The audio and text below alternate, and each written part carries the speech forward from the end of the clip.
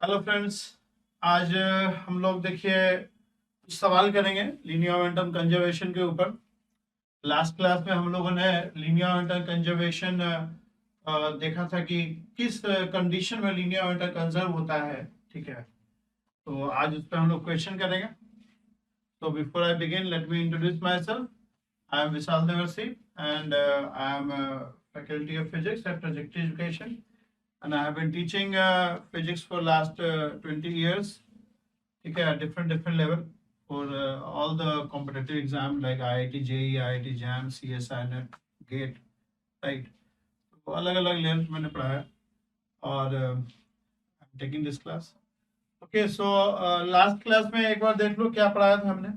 Last class में हमने देखा था कि कैसे under what condition linear momentum is conserved. जब net force acting on the body zero होता है, लीनियर मोमेंटम कंजर्व होता है। ठीक है, इवन सिस्टम ऑफ पार्टिकल्स में भी जब नेट एक्सटर्नल फोर्स जीरो होगा, एक पार्टिकल सिस्टम में तो सारा ही फोर्स एक्सटर्नल हो जाएगा, और अगर मेनी पार्टिकल सिस्टम लेंगे तो फोर्सेज, कुछ फोर्स इंटरनल हो गए, कुछ फोर्स एक्सटर्नल हो गए। तो उस कंडीशन में अगर नेट एक्सटर्नल फोर्स जीरो होगा, आपका नेट एक्सटर्नल फोर्स जीरो होगा, उस केस में सिस्टम का लीनियर मोमेंटम कंजर्व रहेगा। जब नेट एक्सटर्नल फोर्स आपका जीरो हो जाएगा तो उस केस में लीनियर मोमेंटम कंजर्व रहेगा। यही नहीं, अगर कोई एक आध कंपोनेंट भी जीरो रहेगा तो वो पर्टिकुलर कंपोनेंट लीनियर मोमेंटम का कंजर्व रहेगा। तो लीनियर मोमेंटम जरूरी नहीं कि पूरा का पूरा कंजर्व हो, कंपोनेंट वाइज भी कंजर्व हो सकता है, कंपोनेंट वाइज भी कंजर्व हो सकता है। ठीक है, फिर हमने देखा था कि कैसे सिस्टम के चॉइस पे डिपेंड करता है कि कौन सा फोर्स एक्सटर्नल है और कौन सा फोर्स इंटरनल है। सिस्टम का बाउंड्री क्या आप डिफाइन करते हैं वो बताएगा कि कौन सा फोर्स इंटरनल होगा और कौन सा फोर्स एक्सटर्नल होगा। अगर सिस्टम के अंदर के पार्टिकल आपस में एक दूसरे पे फोर्स लगा रहा तो वो सारे फोर्स से इंटरनल कहलाएगा, और अगर वो किसी बाहरी पार्टिकल से इंटरैक्ट कर रहा है और वो बाहरी पार्टिकल जो फोर्स लगाएगा उसको हम लोग एक्सटर्नल फोर्स बोलते हैं। तो इस सवाल के माध्यम से देखेंगे कि कैसे हम लोग सिस्टम चूज करते हैं और कौन सा फोर्स इंटरनल है, कौन सा फोर्स एक्सटर्नल है, ये सारा चीज पर डिस्कशन हम लोग इस सवाल में करेंगे। आइए, डो का क्वेश्चन है, पीडीएफ का काट के लाए हैं क्वेश्चन को। ठीक है, तो देखते हैं इस क्वेश्चन को। क्वेश्चन पढ़िए। Two identical buggies 1 and 2 with one man in each moves without friction due to inertia। दो आइडेंटिकल बग्गी है 1 and 2 and they are moving towards each other। देखो यहाँ पे लिखा है two identical buggies 1 and 2 with one man in each moves without friction due to inertia along the parallel rails towards each other। along the parallel rails towards each other मतलब इस type का है, आपको दिया हुआ एक पैरेलल रेल ये हो गया सपोज करो। ठीक, और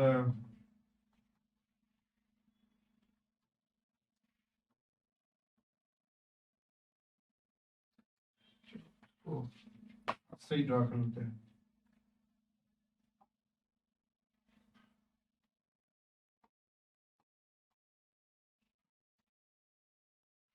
एक तो ये हो गया, तो एक आइडेंटिकल बग्गी यहाँ पे ऐसे बग्गी ले लिया हमने।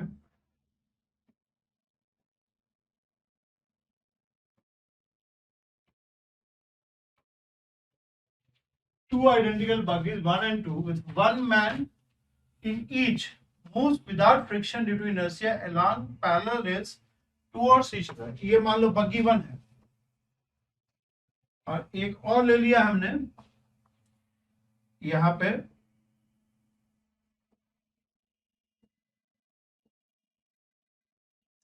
ये बग्गी 2 हो गया।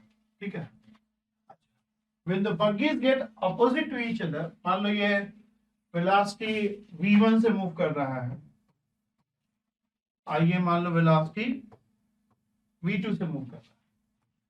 So when buggies get opposite to each other, the men exchange their places by jumping in direction perpendicular to the motion।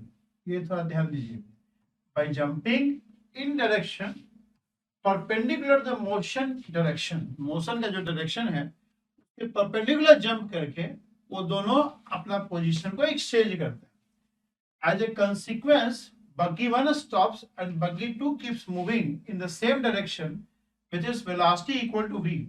मतलब जब ये एक दूसरे के अपोजिट आ गया, यहां पे आ गया, बग्गी 1 यहां आ गया और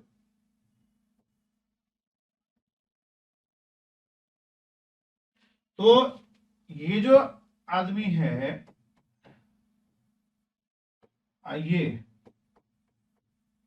ये ऐसे जंप कर गया, दे एक्सचेंज देयर प्लेसेस।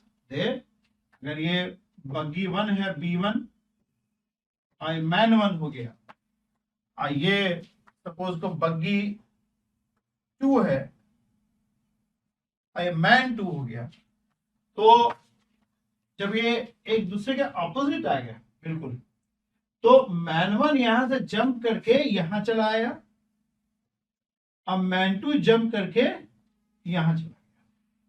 ठीक है, मैन 2 जंप करके यहां चला गया, एज ए परपेंडिकुलर जंप किया, जो मोशन का डायरेक्शन है उसके परपेंडिकुलर जंप किया है। As a consequence buggy 1 stops, buggy 1 जो है इसका वेलोसिटी 0 हो गया, and buggy 2 keeps moving in the same direction with velocity v. Buggy 2 keeps moving in the same direction with velocity v. क्या कर देते हैं तो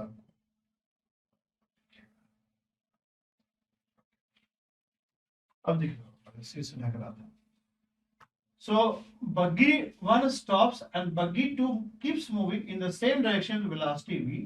Velocity becoming equal to v. Find the initial velocity of the buggy v1 and v2। आपको ये निकालना है, वो ये और ये क्वांटिटी निकालना है। v1 and v2 if mass of each buggy without man is m and mass of each man is small m। Man का मास स्मॉल m है और बग्गी का मास कैपिटल m है। तो दो अननोन क्वांटिटी है, देखिए दो अननोन क्वांटिटी है। अब ये 4 पार्टिकल का सिस्टम हो गया ना, सिस्टम के अंदर 4 पार्टिकल है प्रॉब्लम के अंदर, v1 बग्गी 2 मैन 1 अब मैन 2। ठीक है, मैन 1 अब मैन 2। अब आपको दो इक्वेशन जनरेट करना है, दो अननोन है v1 और v2, दो इक्वेशन आपको जनरेट करना है। अब आप मुझे बताइए कि इसमें कौन सा ऐसा सिस्टम लेंगे जिसका लीनियर मोमेंटम कंजर्व रहेगा, कौन सा ऐसा सिस्टम लेंगे। देखिए बग्गी 1 बग्गी 2 पैरेलल ट्रैक पे चल रहा है, पैरेलल ट्रैक पे चल रहा है। Now we have to figure out कि इन चारों पार्टिकल में किस तरह से सिस्टम हम लोग कंस्ट्रक्ट करें जिसका लीनियर मोमेंटम कंजर्व है, क्योंकि उसी से आपको इक्वेशन मिलेगा। ठीक है, उसी से आपको इक्वेशन मिलेगा। तो पहले समझने के लिए हम लोग, आप मुझे बताइए कितने तरह के सिस्टम बन सकते हैं, 4 पार्टिकल को लेके कितने कॉम्बिनेशन बन सकते हैं सिस्टम का। एक तो सिस्टम बन सकता है buggy 1 alone as a system, buggy 2 alone as a system भी बन सकता है, ये सब सिंगल पार्टिकल सिस्टम होंगे। नहीं, अगर 2 पार्टिकल सिस्टम का बात करें तो बग्गी 1 मैन 1 सिस्टम बन सकता है, बग्गी 2 मैन 2 सिस्टम बन सकता है, बग्गी 1 मैन 2 सिस्टम बन सकता है, बग्गी 2 मैन 1 सिस्टम बन सकता है, बग्गी 1 बग्गी 2 का सिस्टम बन सकता है, मैन 1 मैन 2 का सिस्टम बन सकता है ना। अगर 3 पार्टिकल सिस्टम करेंगे तो बग्गी 1 बग्गी 2 मैन 1 सिस्टम बन सकता है, बग्गी 1 बग्गी 2 मैन 2 का सिस्टम बन सकता है, बग्गी 1 मैन 1 मैन 2 का सिस्टम बन सकता है, बग्गी 2 मैन 1 मैन 2 का सिस्टम बन सकता है। बड़े सारे पॉसिबिलिटीज है, आपको देखना पड़ेगा इनमें किसका लीनियर मोमेंटम कंजर्व हो रहा है। या एक सबसे बढ़िया सिस्टम तो ये हो जाएगा बग्गी 1 बग्गी 2 मैन 1 मैन 2। इसका लीनियर मोमेंटम तो कंजर्व ही रहेगा क्योंकि सारे ही फोर्सेज इंटरनल हो जाएंगे उस केस में, है ना। ये तो एक सिस्टम हमेशा ही ले सकते हैं क्योंकि इसमें सारे ही फोर्सेज इंटरनल हो जाएंगे। तो देखिए, इससे पहले कि हम सिस्टम सेलेक्ट करें, पहले तो फोर्सेज का एनालिसिस करें, फोर्सेज क्या क्या लग रहा है, अब कब कब लग रहा है, कौन कौन सा फोर्स लग रहा है और किस किस समय लग रहा है, ये एक बार देखा जाए।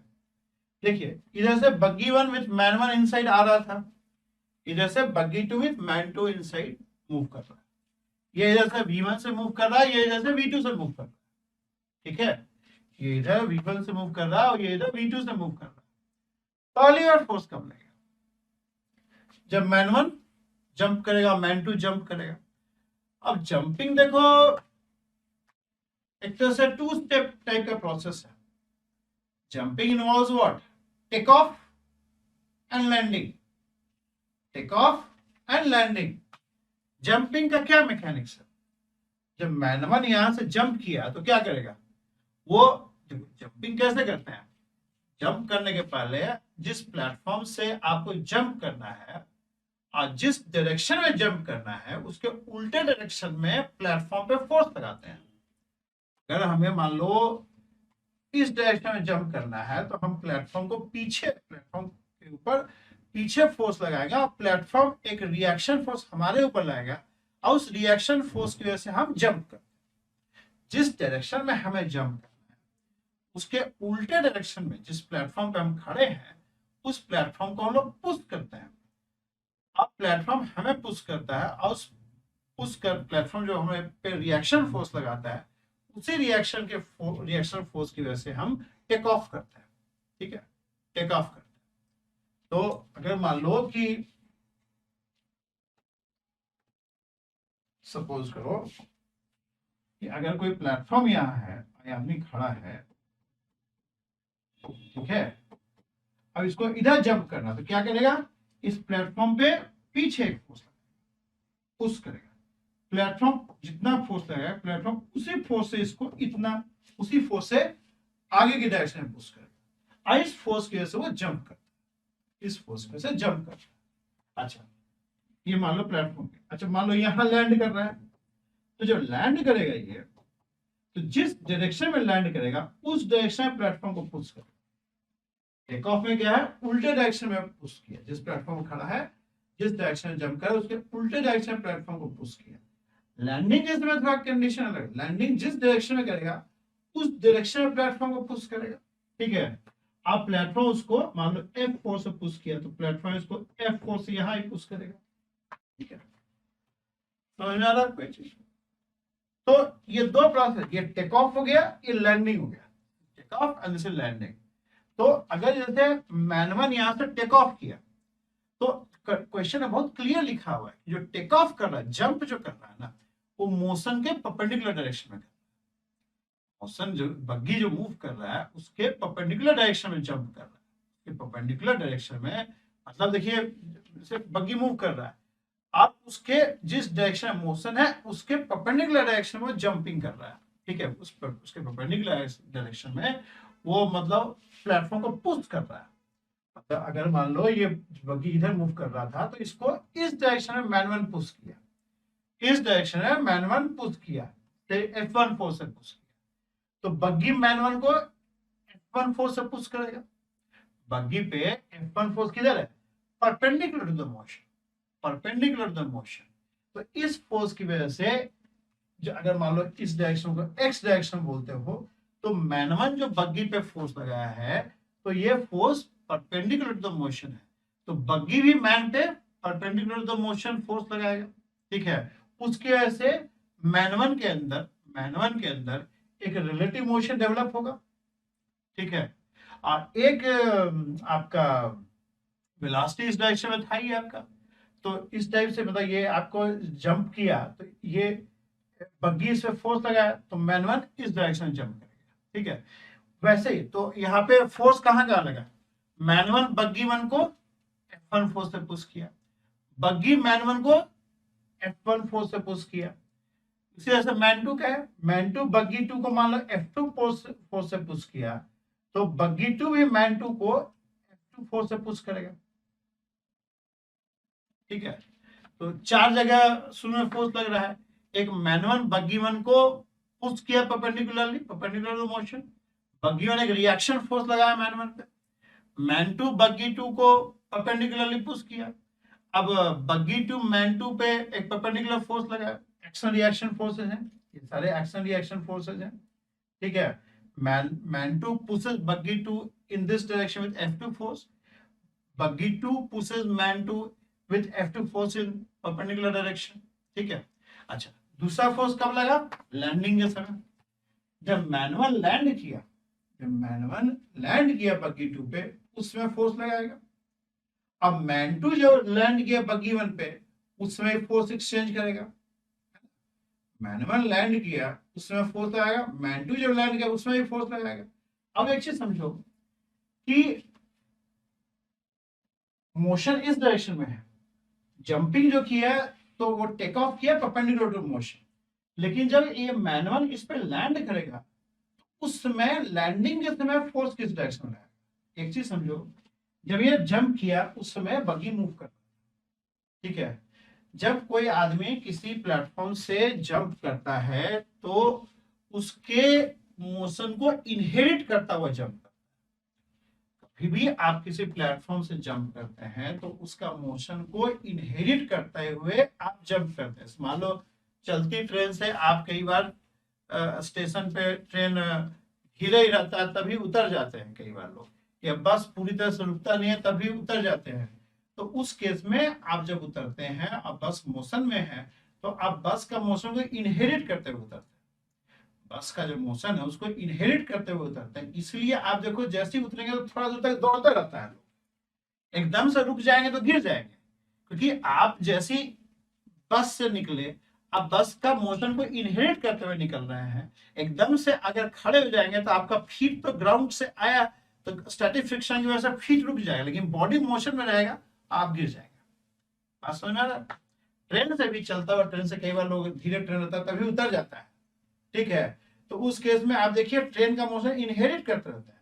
तो जैसे ही उतरेंगे तो आप धीरे धीरे दौड़ते रहते हैं ताकि धीरे धीरे आपका मोमेंटम कम, ठीक है, नहीं तो अगर एकदम से खड़े हो जाएंगे तो फीट तो रुक जाएगा फ्रिक्शन की वजह से, लेकिन upper part of the body motion में रहेगा, आप गिर जाएंगे।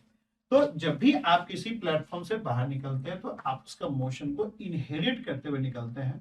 जब इनहेरिट करते हुए निकलेंगे, एक तो आपका वेलोसिटी विद रिस्पेक्ट टू बग्गी हो गया, एक बग्गी का वेलोसिटी इनहेरिट करते हुए निकलेंगे तो आपसे जंपिंग होगा आपका वो तिरछा डायरेक्शन। मैन 2 का भी देखो, मैन 2 जो है एक तो उसका वेलोसिटी परपेंडिकुलर टू द बग्गी हो गया, वेलोसिटी जो बग्गी का इनहेरिट करता हुआ निकला वो है, तो मैन 2 में जो जंप करेगा वो कुछ इस डायरेक्शन में ऐसे जंप करेगा, मतलब उसका जो बाहर का जो ऑब्जर्वर होगा वो इनको तिरछे डायरेक्शन में मूव करता हुआ दिखेगा। मतलब एक वेलोसिटी हो गया विद रिस्पेक्ट टू बग्गी, एक हो गया अलोंग विद द बग्गी, बग्गी से बाहर निकला तो उसका मोशन को इनहेरिट करता हुआ निकला, एक वेलोसिटी विद रिस्पेक्ट टू बग्गी हो गया। यहां मान लो आपका बग्गी 2 है, यहाँ पे मैन 2 है, ठीक है, तो एक तो वेलोसिटी इसका विद रिस्पेक्ट टू बग्गी हो गया, मान लो v है, एक वेलोसिटी इसका हो गया जो बग्गी का वेलोसिटी इनहेरिट करता हुआ निकला, इन दोनों का वेक्टर सम तो कुछ इस डायरेक्शन में जाएगा और इसी डायरेक्शन में लैंड भी करेगा, ठीक है, इसी डायरेक्शन में लैंड भी करेगा। तो लैंडिंग के समय जो मैन 2 पे फोर्स लगेगा वो तिरछा लगेगा, उसका एक कंपोनेंट मोशन के अलोंग भी होगा और एक कंपोनेंट परपेंडिकुलर टू मोशन। बात समझ में आ रहा? लैंडिंग के समय वो जो लैंड कर रहे हैं बग्गी मैन 1 बग्गी 2 पे और मैन 2 बग्गी 1 पे, तो बग्गी 1 पे जो मैन 2 लैंड कर रहा है वो तिरछे डायरेक्शन में लैंड करेगा, तो वो जो फोर्स लगेगा, जैसे आपको देखो ये बग्गी 2 है, अब मैन 2 इस पे लैंड किया ऐसे, तो जो लैंड किया उस समय आपका मैन 2 पे जो बग्गी 2 फोर्स लगाएगा वो इस ये लगाएगा। अब मैन 2 बग्गी 2 पे जो फोर्स लगाएगा वो कुछ ऐसा लगाएगा, एफ से this is F, this is minus, तो ये action reaction, this is force applied by man on buggy and this force applied by buggy on man, तो ये तिरछे डायरेक्शन होगा, इसके वजह से क्या होगा, इसका एक कंपोनेंट मोशन के अलोंग होगा और एक कंपोनेंट परपेंडिकुलर होगा। तो परपेंडिकुलर होगा तो फर्क नहीं पड़ता है, लेकिन जो मोशन के अलोंग है वो मोमेंटम चेंज में वो रोल प्ले। समझ में आ रही है? तो जो लैंडिंग वाला फोर्स है ना वो प्रॉब्लम है, जो टेक ऑफ वाला फोर्स था वो प्रॉब्लम नहीं है। टेक ऑफ के समय चूंकि परपेंडिकुलर टेक ऑफ कर रहा है वो मोमेंटम चेंज नहीं करेगा, क्योंकि जो लैंडिंग वाला फोर्स है वो प्रॉब्लम क्रिएट करेगा, वो प्रॉब्लम क्रिएट। तो अगर मान लो हम अगर सिस्टम लेते हैं, सपोज करो हम लोग मैनुअल सिस्टम ले रहे, सिर्फ एक पार्ट के लिए ये सिस्टम अगर हम लोग कहें बग्गी वन अलोन, तो बग्गी वन का मोमेंटम कंजर्व नहीं होगा, बिकॉज बग्गी वन पे जो मैन टू लैंड किया है तो तिरछा लैंड किया है, तो उस पर फोर्स भी तिरछा लगाएगा, उसका एक कॉमन मोशन के अलोंग या आ जाएगा, ऑपोजिट या इन द डायरेक्शन आ जाएगा, तो वो इसका मोमेंटम को चेंज कर देगा। ये सिस्टम तो कोई फायदा नहीं है, इसका मोमेंटम नहीं चेंज होगा। ऐसी बग्गी टू का भी चेंज नहीं होगा।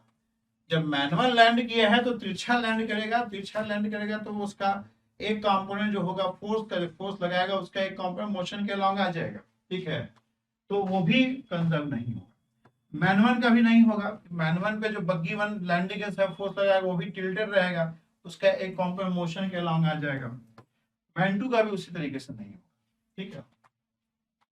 अच्छा, इसका तो हमेशा ही हो जाएगा, because buggy one buggy two manual man two take off और लैंडिंग दोनों सारे फोर्स इंटरनल हो जाएंगे, सारे फोर्स इंटरनल हो जाएंगे, तो इसका तो मोमेंटम हमेशा ही कंजर्व रहेगा, ठीक है।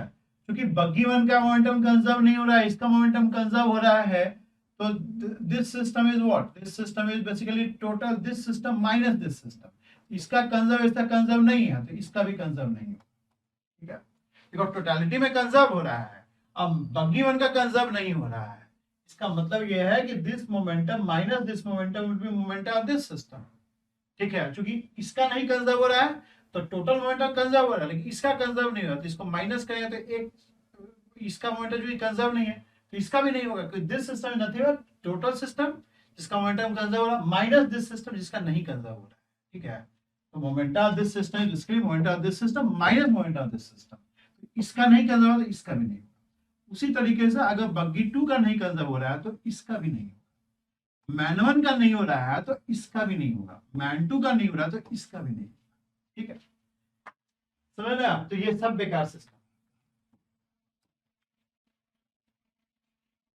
बग्गी वन बग्गी टू पे आ जाइए, बग्गी वन बग्गी टू का नहीं कंजर्व होगा, कि बग्गी वन बग्गी टू दोनों पे ही लैंडिंग के समय जो फोर्स लग रहा है वो एक्सटर्नल फोर्स है, वो एक्सटर्नल फोर्स देखिए, बग्गी वन पे जो मैन टू लैंड किया वो एक्सटर्नल फोर्स है, वो उसका एक कंपोनेंट आ जा रहा है मोशन के अलावा, तो मोमेंटम चेंज कर देगा, नहीं होगा। मैन वन मैन टू का भी नहीं होगा, मैन वन मैन टू पे जो बग्गी फोर्स लगा रहा है लैंडिंग के समय उसका एक कंपोनेंट मोशन के अलावा है और वो एक्सटर्नल फोर्स है। मैनुअल मैन टू के लिए जो बग्गी फोर्स लगा रहा है इस सिस्टम के लिए बग्गी का फोर्स एक्सटर्नल फोर्स हो जाएगा, इसका भी कंजर्व नहीं हो जाएगा। अच्छा, ये अलोन वाला जो सिस्टम था उसमें तो सारा ही फोर्स एक्सटर्नल है, ठीक है, लैंडिंग वाला फोर्स प्रॉब्लम क्रिएट कर। बग्गी वन मैनुअल बग्गी वन मैनुअल के केस में जो टेक ऑफ के समय फोर्स लगा वो तो प्रॉब्लम नहीं है क्योंकि परपेंडिकुलर टू मोशन है, परपेंडिकुलर टू मोशन है। लेकिन जब मैन टू लैंड करेगा बग्गी वन पे, मैन टू जो फोर्स लगा वो एक्सटर्नल फोर्स लगा बग्गी वन मैन वो जो लैंडिंग का फोर्स जो मैन टू लैंड करेगा उसका एक कंपोनेंट मोशन के लॉन्ग आ जाएगा और उस केस में इसका मोमेंटम कंजर्व नहीं होगा। बस है, बग्गी वन मैनुअल सिस्टम है तो बग्गी वन मैनुअल आपस में जो फोर्स लगा वो इंटरनल है, और वो ऐसा ही प्रॉब्लम नहीं था कि वो परपेंडिकुलर फोर्स था टेक ऑफ के समय, लेकिन जो मैन टू लैंड किया तो मैन टू तो एक्सटर्नल बंदा हो गया ना बग्गी वन मैनुअल सिस्टम के लिए, वो जो फोर्स लगाएगा उसका एक कंपोनेंट मोशन के लॉन्ग आ जाएगा और इसलिए इसका लीनियर मोमेंटम कंजर्व नहीं होगा। मैन टू जो फोर्स लगाया वो एक्सटर्नल फोर्स था और उसका एक कंपोनेंट मोशन के लॉन्ग है जो कि मोमेंटम चेंज कर देगा। सिमिलरली इसका भी नहीं कंजर्व होगा। तो देखो ट्रिक यहाँ क्या है, ट्रिक ये है कि कौन सा फोर्स प्रॉब्लम क्रिएट कर रहा है, लैंडिंग वाला। लैंडिंग के समय जो फोर्स लग रहा है उसका एक कंपोनेंट मोशन के अलॉन्ग या मोशन के अपोजिट आ जा रहा है। तो अगर हम लोग सिस्टम ऐसा सिलेक्ट कर लें जिससे कि लैंडिंग वाला फोर्स इंटरनल हो जाए, काम बन जाएगा, ठीक है, काम बन जाएगा। तो लैंडिंग के समय आपस में कौन इंटरेक्ट कर रहा है, बग्गी वन मैन टू, अब बग्गी टू मैन वन। तो अगर हम लोग बग्गी वन मैन टू को सिस्टम ले लें तो लैंडिंग वाला फोर्स इंटरनल हो जाएगा, चाहे जिस भी डायरेक्शन में लगा, ठीक है। टेक ऑफ वाला फोर्स तो ऐसे ही प्रॉब्लम नहीं है क्योंकि परपेंडिकुलर है। तो buggy one plus man two का सिस्टम सबसे बढ़िया सिस्टम। इसमें लैंडिंग का फोर्स इंटरनल हो गया क्योंकि बग्गी वन मैन टू आपस में वो लगा रहा है, बाहरी आदमी नहीं लगा, ठीक है। तो अगर हम buggy one man two system ले लें तो उसके से बग्गी वन और मैन टू जो लैंडिंग से फोर्स लगाया वो इंटरनल हो जाएगा, तो उससे linear momentum buggy one plus man two का चेंज नहीं होगा। टेक ऑफ वाला फोर्स जरूर एक्सटर्नल होगा क्योंकि टेक ऑफ वाला फोर्स बग्गी वन पे मैन वन लगा रहा है, मैन वन बाहरी ऑब्जेक्ट हो जाएगा buggy one man two system के लिए। बट टेक ऑफ वाला फोर्स प्रॉब्लम नहीं है क्योंकि वो परपेंडिकुलर है, ठीक है। तो ये एक सही सिस्टम है, ये भी एक सही सिस्टम, इन दोनों का लीनियर मोमेंटम कंजर्व, ठीक है, इन दोनों का लीनियर मोमेंटम कंजर्व हो जाएगा और इससे कोई अलग इक्वेशन नहीं आएगा क्योंकि इसका कंजर्व है, इसका कंजर्व है, तो ये सिस्टम क्या है, इन दोनों का प्लस है। तो इक्वेशन जो निकलेगा वो इसका वो वही होगा जो इसका इक्वेशन है, इसका इक्वेशन को जोड़ के निकलेगा, तो अल्टीमेटली आपको दो ही इक्वेशन मिलेगा। तो एक बार कर ले हम लोग, buggy one plus man two system का लीनियर मोमेंटम कंजर्व हो रहा है। I hope you understand. Buggy one plus linear momentum क्या है बिफोर कोलिजन, बिफोर कोलिजन। अच्छा, सिस्टम लेने के लिए जरूरी नहीं है कि वो ऑब्जेक्ट साथ साथ, मतलब जरूरी नहीं है कि जो लोग साथ है उसी को सिस्टम लेंगे, मतलब बग्गी वन लिया है और मैन टू यहाँ है, दोनों अलग अलग है, तब भी हम लोग सिस्टम ले सकते हैं। तो buggy one man two system लेंगे तो अगर मान लो इस डायरेक्शन को हम लोग पॉजिटिव मानते हैं तो ये डायरेक्शन नेगेटिव हो जाएगा हमारा, तो इनिशियल लीनियर मोमेंटम क्या हो जाएगा, एम v1, अब मैन टू चूंकि उधर से आ रहा है और ये रुक जा रहा है, मतलब लीनियर मोमेंटम जीरो हो गया। गुस्सा v2 मैन वन, v2 उधर से आ रहा है, मैन वन क्या है इधर से जा रहा है, और नेट आपका फिर दोनों मिलके फिर लेफ्ट वर्ड ही जा रहा है, m प्लस ये इक्वेशन, इसको सॉल्व कर दोगे का आंसर ये आपको जो टोटल सिस्टम है वो आपको अलग नहीं इक्वेशन देगा, ये जो है आपको ये कोई अलग इक्वेशन नहीं देगा, इन दोनों का सम ही जो आएगा वही इसका भी इक्वेशन आ जाएगा, दो ही इक्वेशन एक तरह से निकलेगा, दो ही इक्वेशन एक तरह से आपका। समझ में आ रहा है आपको? फोर्सेज एनालाइज करना पड़ेगा, उसमें देखना पड़ेगा कौन सा फोर्स लीनियर चेंज कर रहा है, और सिस्टम ऐसा सेलेक्ट करना पड़ेगा कि वो जो फोर्स प्रॉब्लम क्रिएट कर रहा है वो इंटरनल हो जाए। 4 पार्टिकल के सिस्टम है, बड़े सारे पॉसिबिलिटीज हैं, आपको ऐसा सिस्टम लेना पड़ेगा जहां पे वो लैंडिंग वाला फोर्स जो है, जो इन जनरल जो भी मतलब प्रॉब्लम क्रिएट कर रहा है, जो लीनियर चेंज कर रहा है, वो फोर्स इंटरनल हो गया अगर सिस्टम सेलेक्ट करने से, तो आपको इक्वेशन मिल जाएगा लीनियर मोमेंटम कंजर्वेशन से।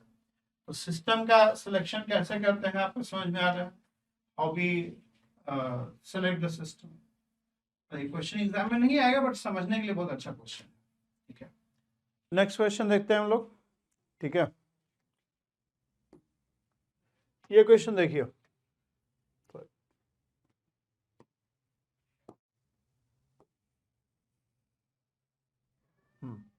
पढ़िए इस क्वेश्चन को, आईआरडब्ल्यू का क्वेश्चन है ये। It says two identical buggies move on one after the other, पिछले केस में था कि एक दूसरे की तरफ मूव कर रहे थे, अब ये लिखा है वन आफ्टर द अदर, एक के पीछे एक मूव कर रहा है, ठीक है। Due to inertia without friction with the same velocity we not, दोनों ही सेम वेलोसिटी से मूव कर रहा है, दोनों बग्गी एक डायरेक्शन में एक के बाद एक मूव कर रहा है सेम वेलोसिटी से। A man of mass m rides the rear buggy. At a certain moment, the man jumps into the front buggy. जो आदमी है वो पीछे वाला बग्गी में है और एक समय वो अगले बग्गी में जंप कर जाता है। With a velocity u with respect to his buggy, velocity u relative to his buggy. अपने बग्गी के with respect to u velocity related to his buggy से जंप करता है। Knowing that mass of each buggy is m, find the velocities with which the buggies will move after that. देखिए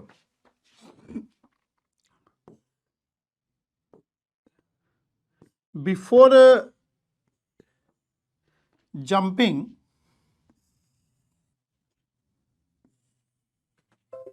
ऐसा move कर रहा है,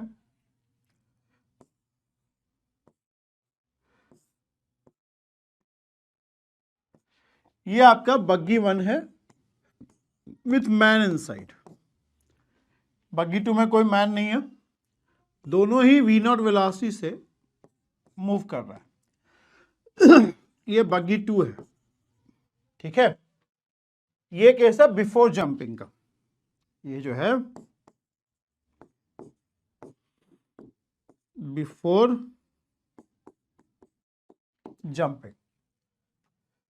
फिर अचानक से जो बग्गी 1 में आदमी था वो बग्गी 2 में जंप कर जाता है। तो ये बग्गी 2 है। और एक केस लेता है मैन इन द एयर, अभी मतलब हवा में है, जंप करने वाला है। ये ड्यूरिंग जंपिंग हो गया केस, ये केस हो गया ड्यूरिंग जंपिंग का। एंड अब ये टेक ऑफ किया है, लैंड नहीं किया है। अब एक केस लेते हैं इसमें वो लैंड भी कर गया, ठीक है। जब ये जंप किया इसका वेलोसिटी मान लो v1 है, ये तो अभी v0 से ही है, अनटच्ड है अभी तो, ठीक है। अब लैंड कर गया तो इसका सपोज को v1 हो गया, इसका v2 हो गया आफ्टर जंपिंग है।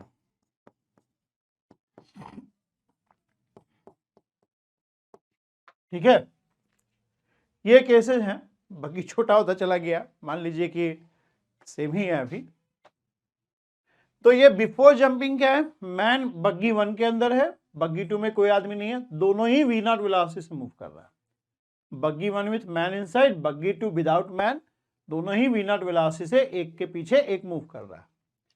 यहां पे क्या हो रहा है, जो आदमी है वो जंपिंग चालू कर दिया, मतलब टेक ऑफ कर गया। जंपिंग 2 स्टेप प्रोसेस है, take off and landing. Land नहीं किया, एयर में है, man is in the air, ठीक है।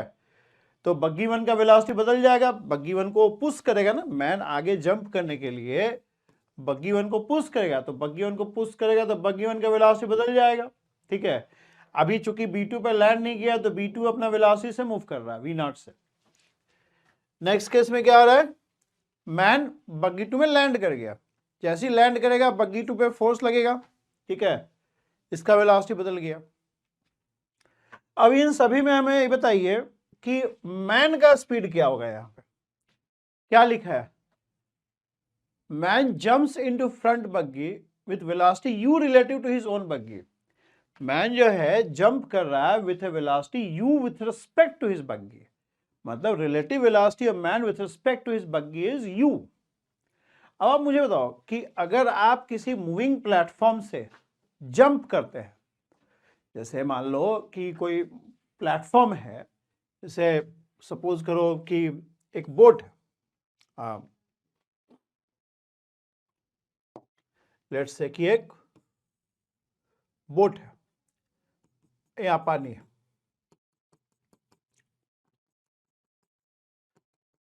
और ये बोट मान लो इस टाइप का है, और यहां मान लो लैंड है। अब बोट से आदमी मान लो बाहर निकल रहा है, तो आप मुझे बताइए कि ये बोट का जैसे ही बोट से बाहर निकलेगा, जो टेक ऑफ करेगा, तो टेक ऑफ का क्या प्रोसेस है, प्लेटफॉर्म को पुश करते हैं और प्लेटफॉर्म आपको पुश करता है और आप टेक ऑफ कर जाते हैं। तो जब आप किसी प्लेटफॉर्म से टेक ऑफ करते हैं तो ऑफकोर्स प्लेटफॉर्म का, अगर प्लेटफॉर्म का मास बहुत ज्यादा नहीं है, ठीक है, बहुत ज्यादा रहेगा तो कोई ज्यादा फर्क नहीं पड़ेगा, ठीक है। जैसे बोट हो गया, बोट का स्मॉल बोट है, मास बहुत ज्यादा नहीं है, तो अगर मान लो बोट से टेक ऑफ करते हैं तो आप मुझे बताइए, पहली बात तो बोट का वेलोसिटी चेंज हो जाएगा। तो अब क्वेश्चन ये है कि आप बोट का इनिशियल वेलोसिटी इनहेरिट करेंगे या बोट का चेंज्ड वेलोसिटी इनहेरिट करोगे। जब आप टेक ऑफ करोगे, बोट से बाहर निकलते हो, तो आप बोट का चेंज्ड वेलोसिटी को इनहेरिट करते हो या बोट का जो इनिशियल वेलोसिटी उसको इनहेरिट करते हो।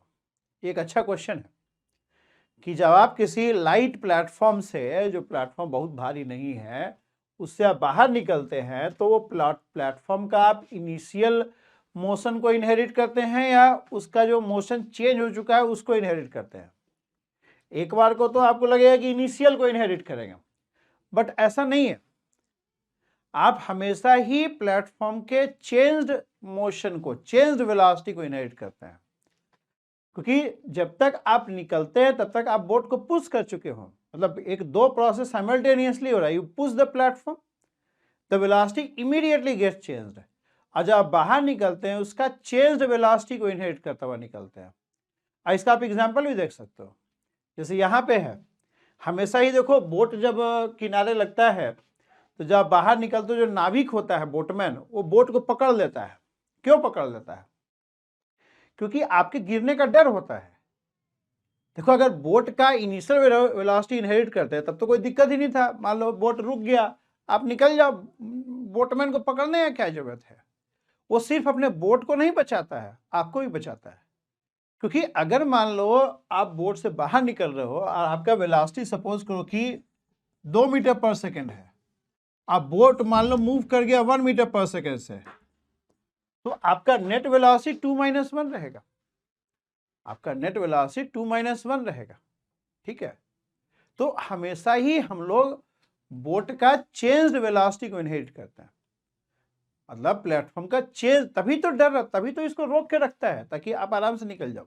फिसलेगा बोट पीछे ना, आप उसको पीछे वाला वेलोसिटी इनहेरिट करता हुआ निकलो। कभी ऐसा हो गया, मान लो कि आप आ रहे हो 1 मीटर पर सेकेंड से, आप बोट पीछे चला गया 2 मीटर पर सेकेंड से, तो आपका नेट वेलोसिटी 1 मीटर पर सेकेंड बैकवर्ड हो जाएगा, आप गिर भी सकते हो।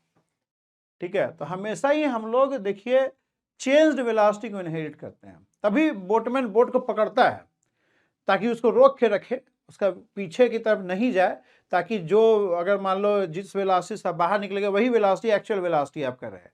नहीं तो बोट पीछे अगर मूव कर गया ना, तो वो जो जिस वेलोसिटी से पीछे मूव किया वो इनहेरिट करता हुआ निकलेगा, वो जाके आपके वेलोसिटी सुपर इम्पोज हो जाएगा। समझ में आ रहा है आपको? तो ये ध्यान में रखिए हमेशा कि हमेशा ही हम लोग प्लेटफॉर्म का चेंज्ड वेलोसिटी को इनहेरिट करते हैं। उस केस में ये मैन का वेलोसिटी v0 प्लस u नहीं होगा, v1 प्लस u हो जाएगा। v1 प्लस,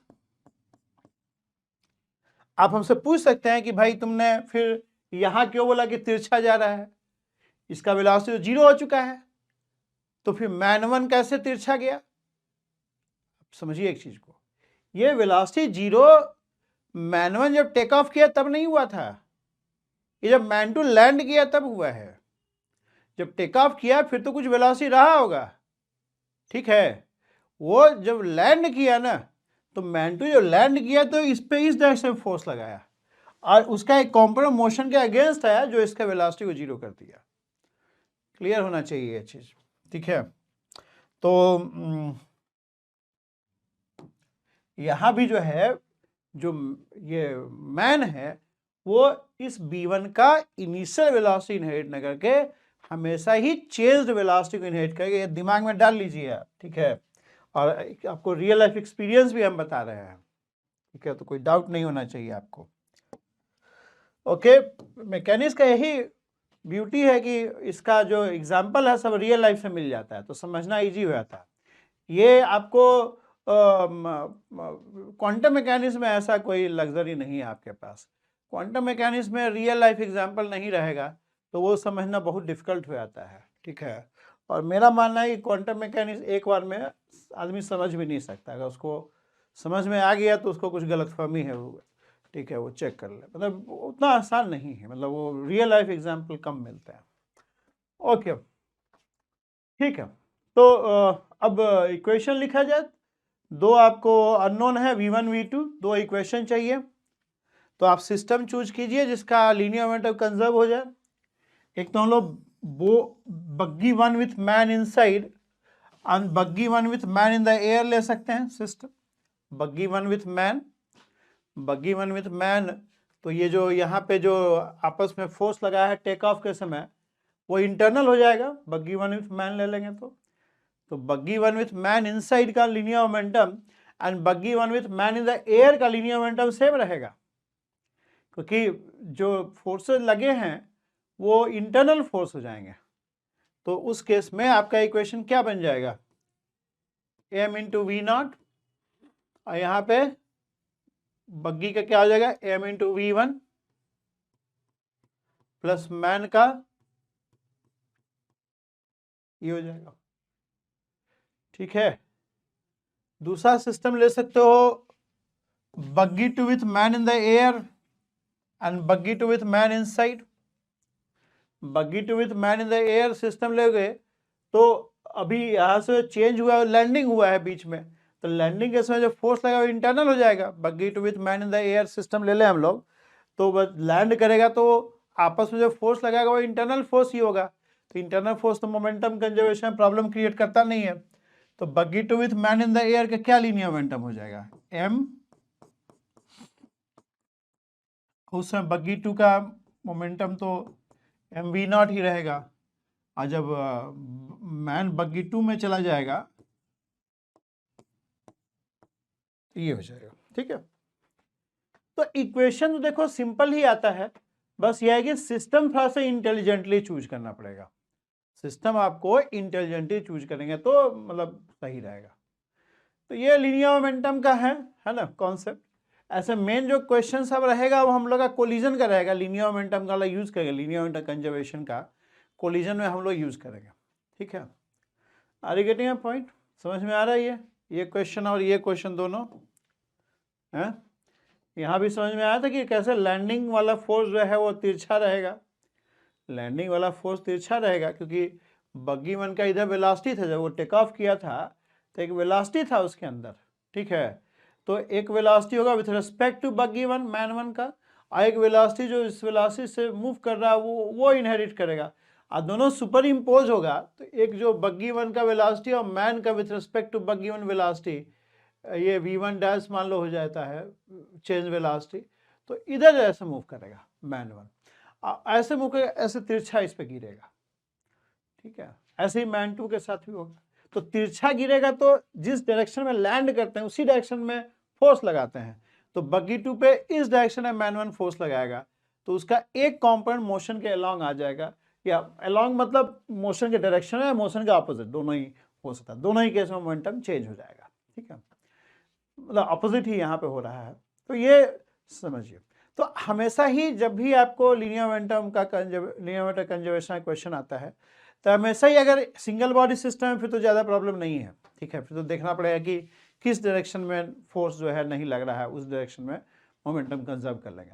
लेकिन अगर मल्टी बॉडी सिस्टम है उस केस में आपको सिस्टम चूज करना पड़ेगा, ऐसा चूज करना पड़ेगा कि जो फोर्स लीनियर मोमेंटम चेंज कर रहा है वो फोर्स इंटरनल बन जाए, तो उस केस में आपका मतलब इक्वेशन वहाँ से जनरेट हो जाएगा, क्वेश्चन बन जाएगा। समझ में आ रहा है ये चीज़ आपको? ठीक है, okay. At the last people advise me to tell this कि you go to this trajectory education channel and you can subscribe to it, because we are uploading, हम लोग constantly उससे videos upload कर रहे हैं, तो if you subscribe you will get to know the new videos which comes up, it will help you। ठीक है, कोई charges तो है नहीं, तो you can always get benefited from our knowledge and our lectures। ठीक है, so you can just join and you can recommend to your friends also if you wish it is useful to the community। ठीक है, thank you very much.